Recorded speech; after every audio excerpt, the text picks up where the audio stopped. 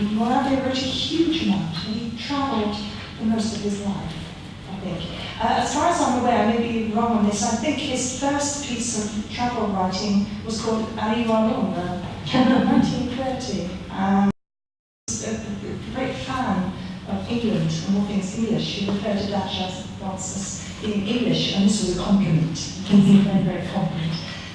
But he travelled all around, well, around Europe, to the USA, to Mexico, which gave him the inspiration for the background where rather less than successful or La Mascherata, which was a sort of political satire. China, India, and above all, perhaps Africa, which is something that we would like to talk about because he travelled to Africa year after year with Dacia. As far as Moravia was concerned, he talked about travel and why he travelled so much. He travelled to leave Italy, to go away from Italy during very difficult times there, but also to alleviate the noia, the ennui, the sense of boredom, to give himself a sense of time, of duration, to project himself into that future that Dacia was talking about before. And he regarded himself, perhaps somewhat unfashionably as a word, but certainly in the result, I think very successful, as a tourist. And he's not talking about, as he puts himself, Rome by night. He's talking about tourists in the sense of the grand tour, as a sort of educational experience, as an enriching, rewarding experience and an opportunity for personal development. Perhaps he had Stendhal in mind here, his travels to Italy. And to those who criticised him for not talking about the politics or the economics of particular places that he visited, he said this wasn't his interest. He was interested in a personal response and a reflection upon that response. So the immediate experience and the individual reflection on that experience, which, and I think he's probably right here, is a far greater interest to most readers than learning terms on foreign policy. There's a very nice story, for example, that he tells about, I think this is in Africa, I think maybe you were together at this point, by a swimming pool, and this wild elephant appears and just wanders, and this sense of time that's very, very strong in that episode, this elephant that takes the hours to walk around, come to the pool, fill up, put his trunk into the pool, fill up, and wash its feet. Yeah? And what Moravia has, I think, in these moments is that sense of contemplation. He differs, he says, very much from Hemingway, who might be ecstatic having killed a lion or something like that, you know, having hunted. Moravia's sense was more one of contemplation and letting be, letting live, which was also something that comes through at the end of La Noia, I think, very much. So maybe these travels did feed back into his writing as well. But he regarded Dacia as the ideal travelling companion. Elsa Morante, for all her excellent qualities, was not. She said Elsa non viaggiava, si spostava. It's not quite the same thing. She moved from place to place, but she didn't actually travel. Dacia, on the other hand, travelled, and that's I would invite you to talk about that. Yeah. Well, he was a wonderful traveler because he was so curious about things. And as you said, he would like to contemplate the landscape, the places, but also he was very interested in the history of places. So he would read books about and meet people. For example, when we were going around traveling, he would always ask to meet writers, for example, and people of the movies and people, artists from different countries, and also sometimes made, for example, interview with politicians. But as you said, not more to understand than to judge, but to understand what is happening in the world. He was really, curiosity was his the engine of his life. Was very, very curious in a good way. I mean, not curiosity just to put the nose in the things, but the curiosity to apprehend, to know more about the world, what is happening, what is changing, and that was one of the reasons for which he loved to go around. And also because when you see your country from a distance, you see things that when you are inside you can't see. No, distance is very important to have an idea of your country, and also maybe to cool a little bit. When you are inside things, you think that everything is a drama. Oh, in Italy, it happens very often. Then you go out, you go far away, you have the impression that this country is far, and there are other things in the world so important. The distance is important when you have to deal with your country, with the problems of your country. And then he was never tired. That's also something very important for a traveler, because I remember, for example, Enzo Siciliano, he was a bad traveler. He was a friend of Alberto, but he didn't like traveling. I mean, he felt himself abroad as a foreigner, always. He didn't like to eat strange things. He was everywhere. He was trying to find pasta asciutta or vino chianti, etc. Instead, Alberto was very curious also of food. He was going in the country, was eating the things of the country, the food of the country, and trying more to live, not as a tourist, but as a... And so when we went around, really we tried to avoid the big hotels, where everything is the same everywhere. And so we traveled sometimes in a very uncomfortable way. For example, sleeping in a tent, sleeping in a mission, in places where there were no hotel, trying to go in the places where no tourists will go.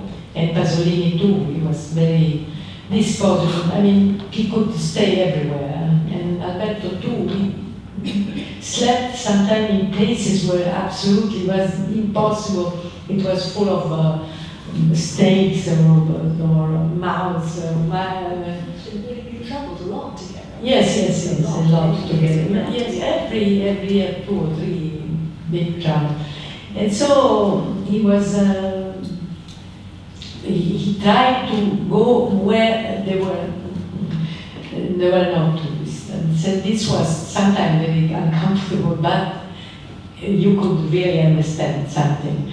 And then he was never tired, as I said. For example, we would have been traveling in a car, these roads without, with full of holes, and we arrived in a little village in the center of Africa, and he would say, and we were covered of dust, and he would say, well, I hear some music, let's go to dance.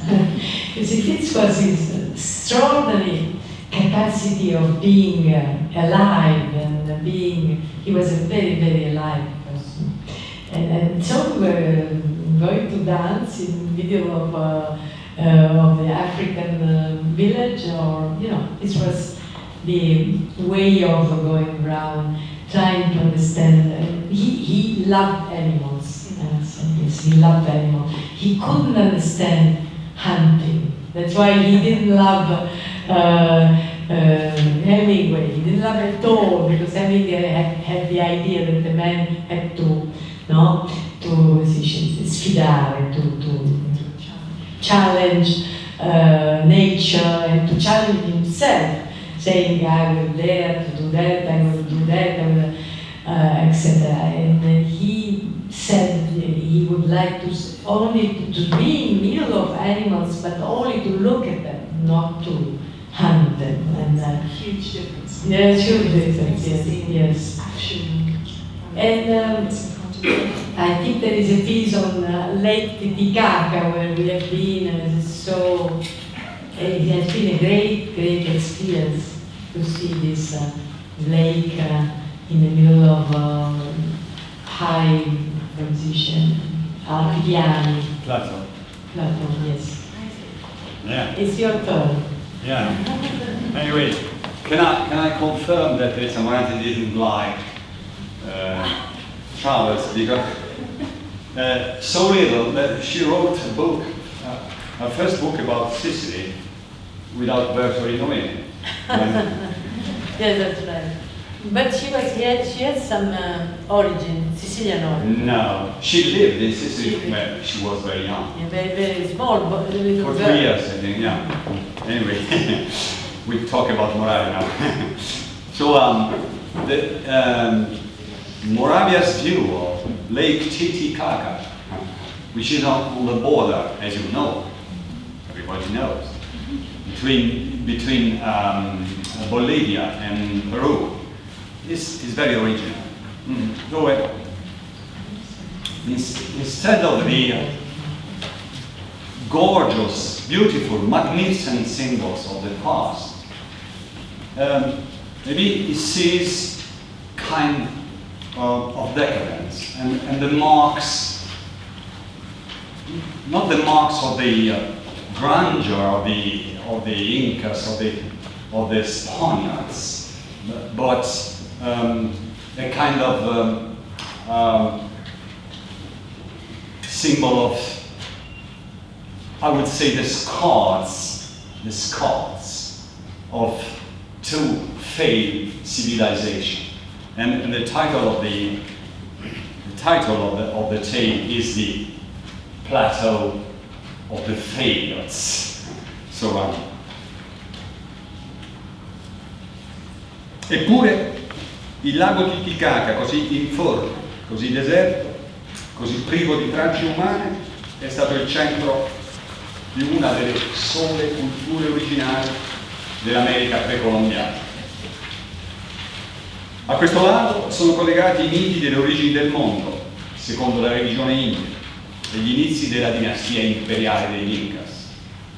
In una delle sue 36 isole, chiamata per il culto cui era votata l'isola del Sole, è apparso per la prima volta secondo il mito Viracò, creatore dell'uomo, della donna, degli animali, del cielo e della terra. Di queste leggende, di questi eventi, il lago Titicaca naturalmente non conserva nulla. La memoria atavica degli Indi e le ricerche archeologiche degli europei qui si scontrano con il vuoto assoluto e maestoso di una natura forse originariamente abitata dalla storia, ma che la storia ha abbandonato per sempre. Sull'altipiano però non sono stati soltanto gli Indi a fallire, ma anche i loro oppressori, gli spagnoli. La croce cristiana è graffita sulla spalla del fraile e dietro la collina spunta la cupola di una chiesa fabbricata a quanto ci dicono con materiale portato via dal santuario del Sole. Ma il fallimento spagnolo è visibile dappertutto, nell'abbandono in cui giacciono gli antichi palazzi viceregali, le monumentali chiese barocche, ancor più nella miseria, nell'ignoranza, nell'arretratezza di questa popolazione india, dopo 4 secoli di culture europee. Dalla chiesa adesso giungono suoni discordi di musiche, tonfi, cupi di tamburo, scoppi di petardi e la fiesta india, rozzamente, poveramente folcloristica, la quale, dalla morte del santuario pagano e lo squallore della chiesa cristiana, dà il senso acuto e straziante del fallimento congiunto delle due culture.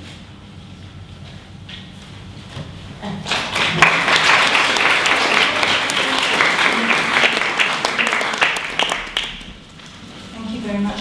I did just want to add, I don't know if this story is true or not, but in his extensive interviews with Alberto Moravia talks about being asked at one point when in China to take a document from the consul. I was thinking of you, Davide, a document from the consul of Canton to the consul of Hong Kong, and it turns out that these were maps of the seabed somewhere near Hong Kong, and that Mussolini planned to take this part over, which obviously never happened.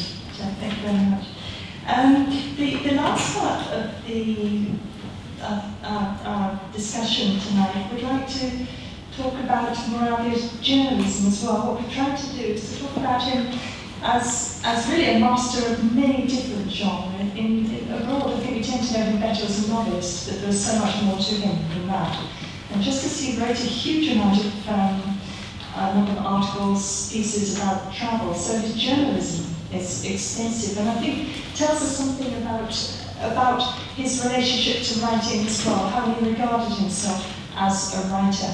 As Dacia was saying before, Moravia, as one of the, perhaps the last great scrittori impegnati, wrote about everything and felt involved in everything. He was certainly asked his opinion on almost everything of interest in Italian politics and culture at the time. In his journalism, he wrote on everything, again, from the instance of dreadful scenes in Tiananmen Square, to his views on drugs, which he thought should be legalised, equating drugs at one point with television for their soporific value. But again, never banal, and I think another area of his work that's probably hugely underrated. And he regarded himself, and I think this comes through not only in his journalism, but in his work as a whole, not as a stylist, and I don't think anybody else would really regard him as a great stylist, but very much as a narrator. He divided writers into two camps, as it were, the narrators and the stylists, and he certainly put himself on the side of the narrators, alongside writers such as Balzac, and certainly wouldn't regard himself as a stylist in the line of Calvino, Borges, or Landolfi. The word was a means of communication for him, and not of so much interest perhaps in itself. Dacia, I wonder what you felt about that. Yes. No, you said right. I mean, in Italy we have this distinction between narratore and scrittore. Narratore is somebody who really cares about the story, to tell a story. Naturally, there must be a style that's very important. But I mean, he can't write without having a story to tell and ideas to express.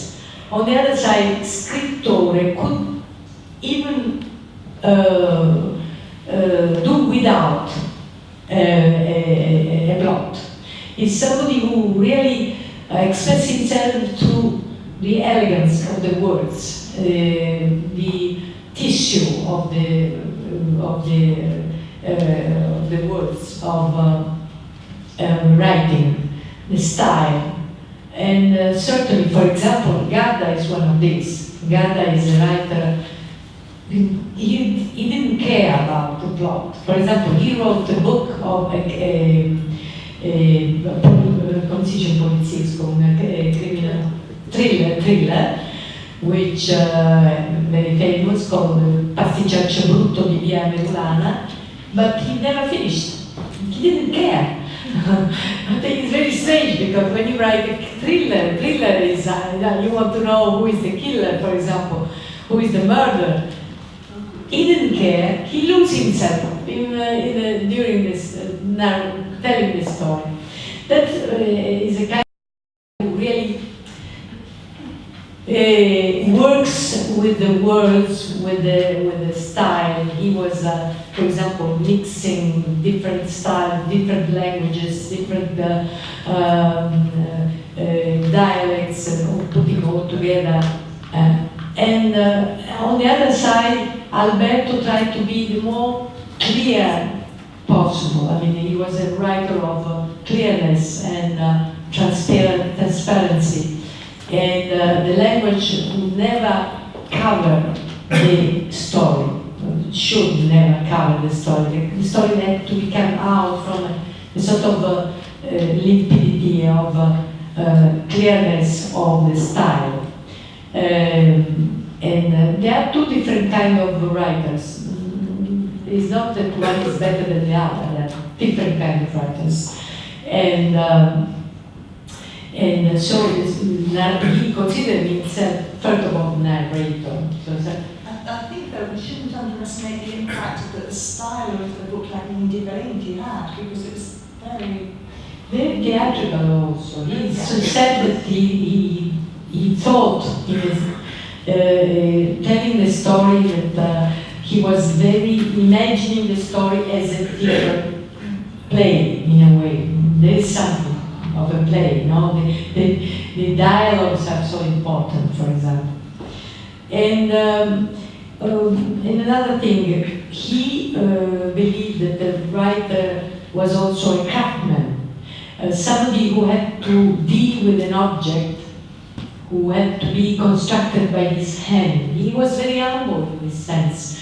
He sometimes said, writing a book is like constructing an object, like making a shoe for a shoemaker. No, but you have to do it well, because that is unique work, a unique object. It's not oggetto in serie, not something serial object. It's a unique object, so you have to give yourself completely to the work of this object because it is unique. Naturally, a book is a unique object that then enters in something that changes in an object of industrialized object, because the edition makes many copies. But originally, when you work on a book, it is really something that's unique. And you have to work with the humbleness and the putting all yourself, your body, may say, in the same time, on this work. This, I think, is a sort of philosophy of how he dealt with his work. He was a hard worker also. He used to write and rewrite his work several times.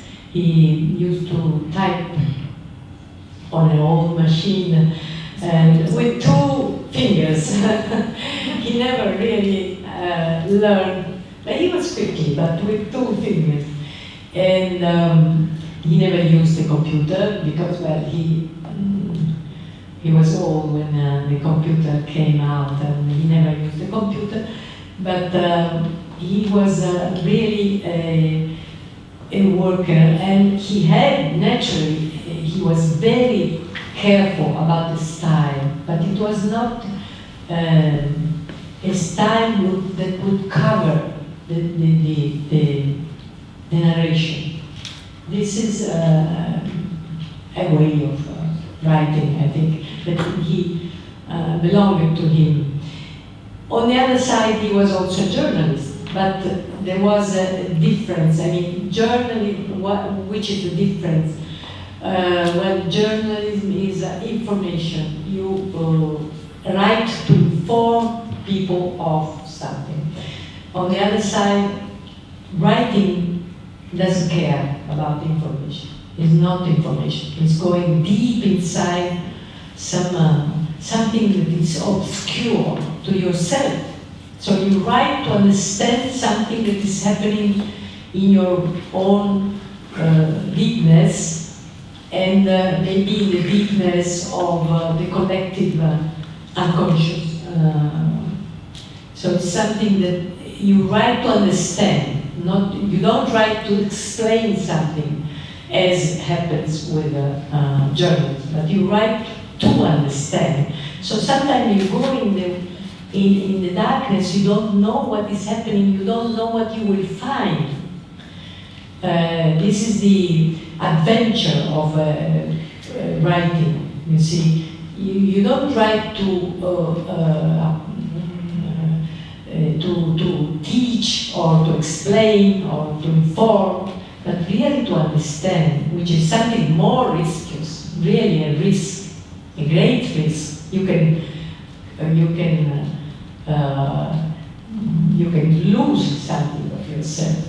You can be completely, you can also die in this research, which is very dangerous when you do it seriously, going in deeply inside of this darkness. But I think this is the work of writer, and he felt it very strong in this way. At that point, perhaps we No. Maybe we no. ask throw things open. Yeah. chiediamo al pubblico. Yes, I think that's a fabulous place to stop, actually, and to throw things open to the audience. If there's anything people would like to say, to ask, Dacia in particular, we'd like to hand things over to you at this point.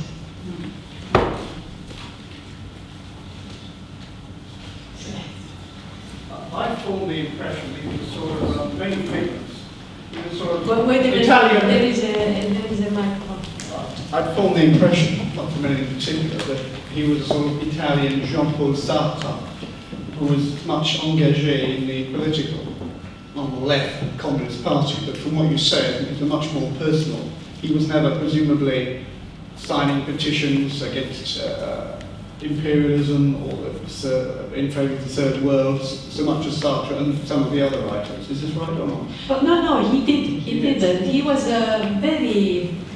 He was participating to the political world, Italian world, naturally, not in the sense of inscribing to a party, but he was very present in the political life of Italy. I mean, when there was something, for example, I make an example, when there had been the bomb in the Bank of Milan, no? And in which an anarchist had been accused as the author of this explosion. Well, we all felt that it was false, that it was not true, that there was something didn't work. And Pasolini and Moravia, I remember very well, went to a meeting with the intellectuals and said for the first time, take care, because this is a fake, this is something that is not true.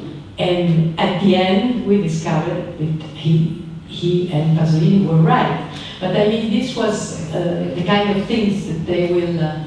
so there was a great participation to the life, not only signing petition, but also participation in the and writing also a lot of articles on the. Oh, I remember, for example, many articles he wrote with the commenting the first Iraq war, for example, the first one, not the second one. He was very much impressed and careful and interested by what was happening in Iraq, and he wrote many articles against the war. By the way, he accepted to become a deputy in the Parliament, European Parliament, just to go there and speak against the war. He was a pacifist. And he wrote, another time we went to Japan, I remember because I was with him, and he made a great inquiry about what had happened in Japan with the bombs of Nagasaki and Hiroshima. And he spoke with the people, he went to the hospital to see the people who have been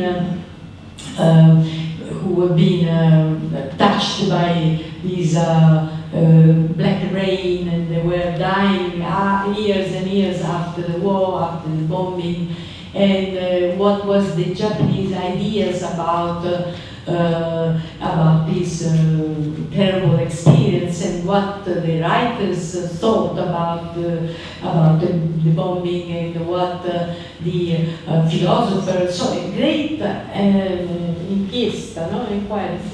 inquiry with all the Japanese society. And he then wrote many articles on this subject. So I think that really he was very present and participated a lot to how can I say, to express his idea about reality, specifically against the war. He was very sensitive on this subject. Against the war and against the bomb, he Atomic bomb. agreed to go as an MEP to the European Parliament. I think he said mentioned several times in order to, and he did. He doorstepped people and went to buttonhole people about the dangers of the bomb. But I don't think he ever took out a party card of any kind. Sharon, thank you. Do you have any idea of which of his novels Moravia himself thought was probably the capolavoro? Thank you. It's difficult to say. You would say three. Yes, maybe. But this was more the idea of those of the readers, because I think that the writer is very linked to the last work he's working on, because he's part. When you are writing a novel, you are so taken by the story, by the characters, by everything. It's really, you live inside the book. So I think that he was, and he wrote till the end. I mean, he never stopped writing, and he was completely involved in what he was writing. I don't remember saying that he had a preferred novel. I think that the other would say, yes, that's true. The readers would say that maybe these three books were more important, but not himself. I don't remember. Thank you. Yes? Wait a minute, because the mic. Thank you. Professor Wood mentioned that Moravia discovered Dostoevsky. Who were his other influences, literary influences? And I would also like to know to what extent he was influenced by Dante, and whether he was a very important influence in his writing, and if you could explain how. Thank you. Well, we were saying before that he grown up in the love of and the familiarity of French literature. French was his second. She spoke very well. Yes, it was his second language, and he was, for example, he knew by heart Baudelaire.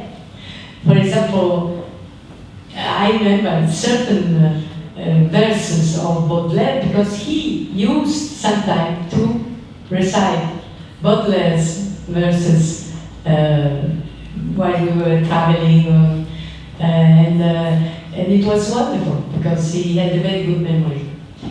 And so I think French literature had been very important for him. I think it was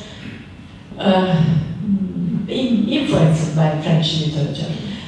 Then Dostoevsky, that's true. He always spoke about the importance of Dostoevsky in his reading and his formation. And, well, what? American writers, perhaps? American writers, he knew everything. He was a great reader, I can say. He was always reading, even the new books. He was very interested in what the young writers were writing. So he was he had enormous culture in, how can I say, book reading. He was a wonderful reader. He could stay hours and hours and hours reading. That we had in common. I can say that for example, traveling, sometimes we were staying hours waiting for something, or on a train or on a ship, reading. just reading it. It was wonderful to stay near and read. Even not saying a word, but feeling something. I mean, the nearest. You can feel that somebody is near you without saying a word, because there is a great intimacy. And reading. We had the same passion for reading. And so he was a great reader. So he knew all the American literature, naturally.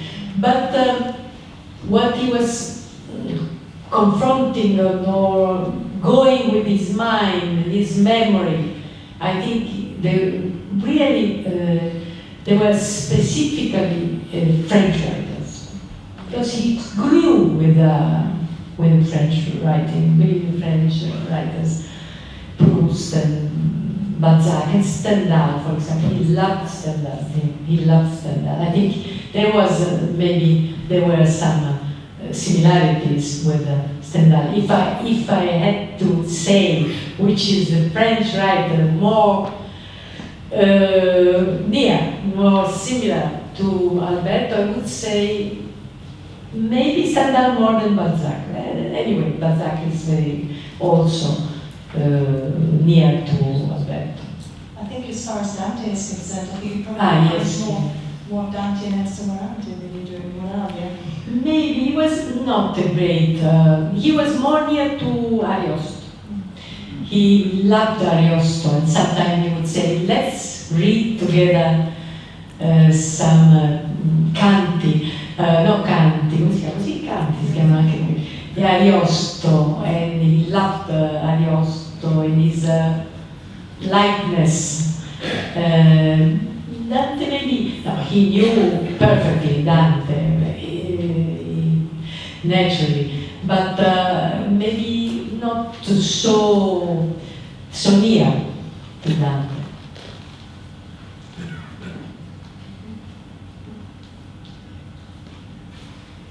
Somebody else? Yes. Wait a minute.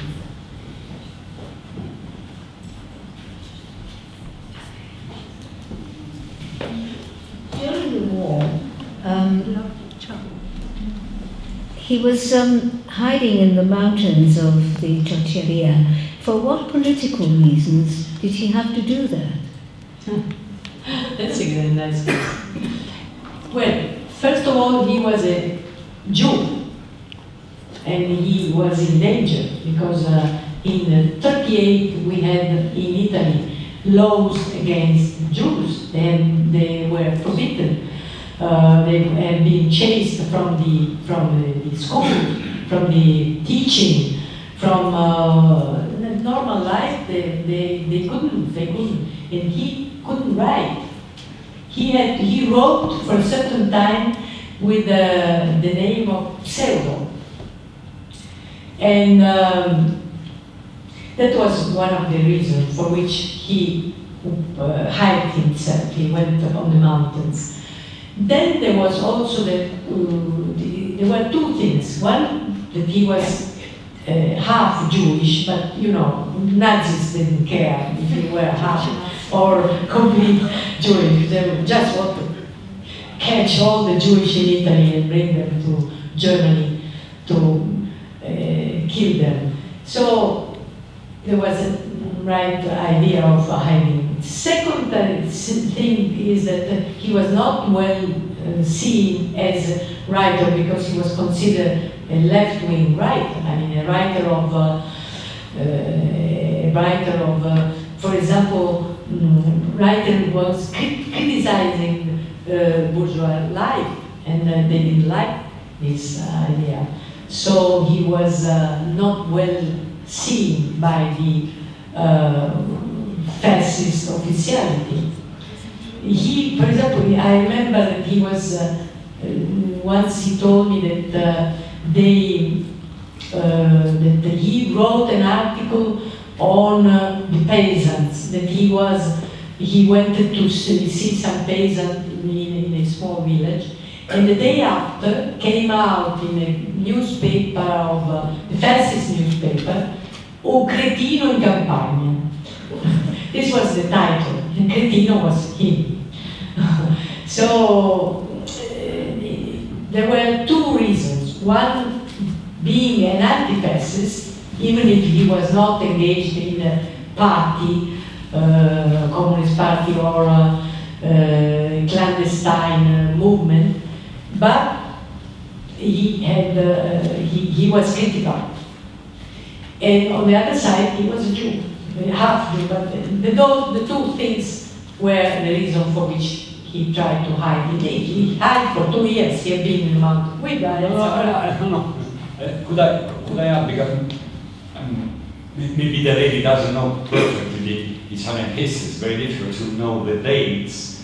But the date of Moravia's and Dacia Marante's escape is the date of the Italian invasion and occupation by the Germans. But one thing is being Jewish in fascist Italy, and another thing is being Jewish in occupied Italy. Very different. It's 1943 on the Fort Sicilian that led to Chechnya, which had a huge impact on both of them in their writing. I think he said that all the things we're talking about with the Racconti Romani. The Ciociara came after the experience, is a novel that tells the story of this woman in Ciociaria and what is saying about the place is his own experience of being 2 years on the mountains of the Ciociaria. Near Rome in Lazio, a very, very poor place. By the way, we went, he told me once, I think it was 70s, I would like to go back and see the place where I was during the war on the mountains. And so we went once there in the Ciociaria, and we found some of the people of the peasants, or more than peasants, they were shepherds, and they recognized him, and they were very happy to see him, and they brought us on the mountain. It was full of mud because it was raining, and I remember he was climbing and he had an umbrella, and this umbrella went down deep in when he was going up deep in the mud, and his umbrella was destroyed by the mud. And we climbed, and he was looking for the small hut in which he lived with Elsa for this time, but he couldn't find it. Maybe they destroyed. But he always told me that he remembered that he couldn't sleep because the mattress was made inside the mattress. There was not wool, but leaves, dried leaves. And so every time that he moved on the mattress made a terrible noise. So he couldn't sleep because he was because of this noise. And then he was also remembering that they didn't have water. There was no current water, acqua corrente, and they had a soul, secchio, a bucket, and with the water. And in the morning, it was ice. They had to cut them with the ice to reach the water to wash themselves. So it was a very hard life. It was very hard. And I remember this shepherd who would say, "Ah, siete arrivati, bene, benissimo." In questi giorni ci mangiamo un crapetto. Crapetto is capretto, but in shepherd's dialect, crapetto is a small lamb, because still for them eating a lamb was a special occasion that happened maybe once in a year, and so he was I can't remember what we started from La Ciociara, no? Yes. It's also made into a film. Yes, yes, wonderful film by De Sica. Yes. How influenced was he from his Jewishness? His right, he then brought his line. Thank you. Yes, well, he was a laico. He was absolutely far away from any religion. He was a very rational person, very humanistic in a way. So he didn't feel to be a Jewish in the sense if the Jewishness is something of religious mind or religious believing or religious belonging to a community. In this sense, he was absolutely far away from feeling Jewish. But in the same time, he would feel Jewish more in the cultural sense. Yes, he was, because he was very aware of what the story was, the story of the Jewish culture, what meant the Jewish,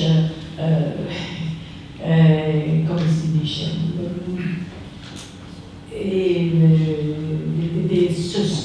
the Jewish population is going away from everywhere, the effect of not having a country. That was something that touched the Jewish culture, I think, no? In this sense, he was aware of being a Jewish, but not in the religious sense, even Catholicism, absolutely.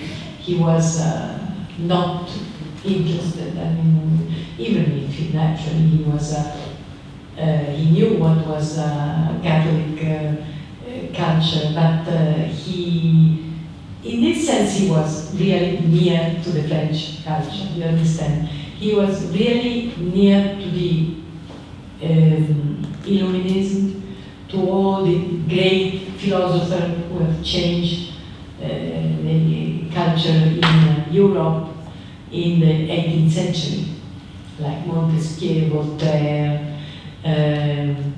the great French thinker. They were, I think, they were his own teachers.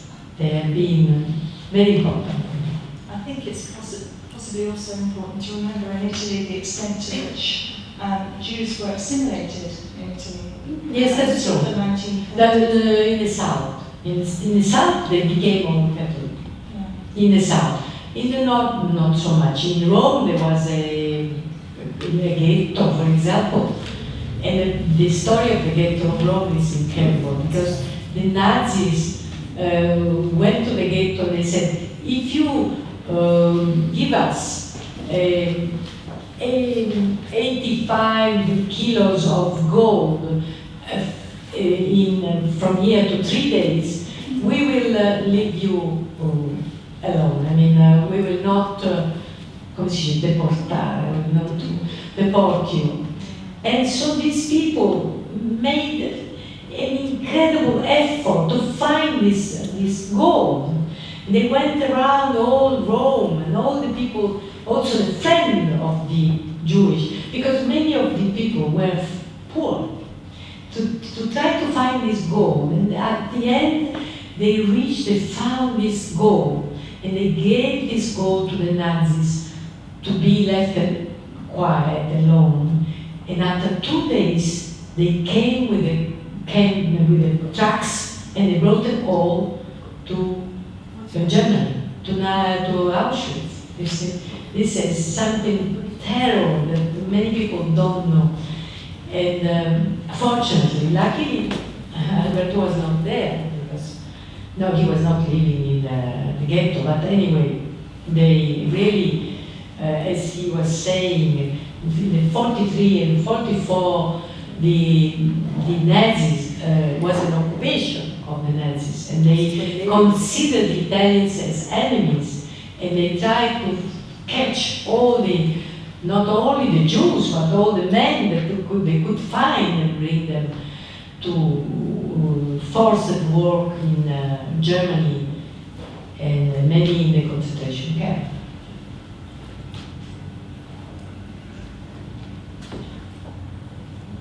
Well, anybody else? Yes? It's not really about Moravia, unfortunately, but just Wait, like... wait a minute, because in the end they want to listen. It's not really about Moravia, please excuse me, but something that really touched me in my heart as you spoke about the situation in the ghetto in Rome, which I knew so well because I lived in Italy, in Rome, such a long time, 21 years. And I was very, last Monday, it was the 19th of October, the film I was actually in too, with Richard Burton and Marcello Mastroianni, was played in London, here in England, on BBC One. It was called The Massacre in Rome, and it's about the atrocity that happened. In fact, the Partigiani were killed, and at that time Colonel Kapla was in charge of representing Hitler in Italy during the occupied time. And this was really part of history. And I've spent the last 3 weeks trying to educate people who don't know this is really true. It's not a novel. I think the order was for every partisan which was shot, 10 was taken, 10 lives. The other way around. One German. For one German and 10 Italians. And they were taken to the Forza Argentina and kind of wanted to produce this film with Marcello Mastroianni playing a bit of a novel part of a priest, and but Richard Burton played Colonel Kapla. And I was in the film because I played his secretary, so I know the history. I thought I knew the history, but we made it in 1973. But this is, I was invited to BBC to talk about it because they don't know the history. Modern times. Even in Italy, many young people don't know the history. They can't believe it. They just cannot believe this is true. That all these innocent men were shot in the Forza Argentina. That's right, yes. Yes. You mentioned Giorgio. To what extent was he involved in the making of films, and what was his feeling about films as a medium, really? You mean in relation with the directors? Yes, and specifically with the directors when films were being made, was he actually involved in it? Yeah. And more generally, how did he feel about cinema as a medium? Yes. No, he was never, he didn't accept to work in the script of the films. He considered that the film was another language, and that he used to say, I ask a film to be a good film, not to be the explanation or the illustration of my book, but to be a good film. And well, more or less all his books have been transformed in films. And sometimes I ask him to participate to the script, but usually he refused. He used to say also that working for a film, for a script, was like being a babysitter. You stay with the child, and then becomes the mother and takes it away. You can't put your love or your affection to a child because it's not your child. That was his idea. That who did the film, who really decided for film, was the director. And so you can work as you want, but you're not really so important, because then the director does what he wants, you see. So usually he didn't participate. But he will go at the end to see the film. And some of the films that have been done on his books, he was very proud of them. One is La Ciociara, and was a very good film. Maselli did a very good film on Indifferenti. Then there was Bertolucci with the Conformista, very beautiful film. Godard with Disprezzo, The Spies. And then, wait a minute, there are many others, but I think these were the most important, the most succeeded film that really had success of public, but I mean wonderful films with a wonderful cast of actors. Yes, I think that this, because there have been La Romana, Imbroglio, many others, but not so good as films as this that I quoted.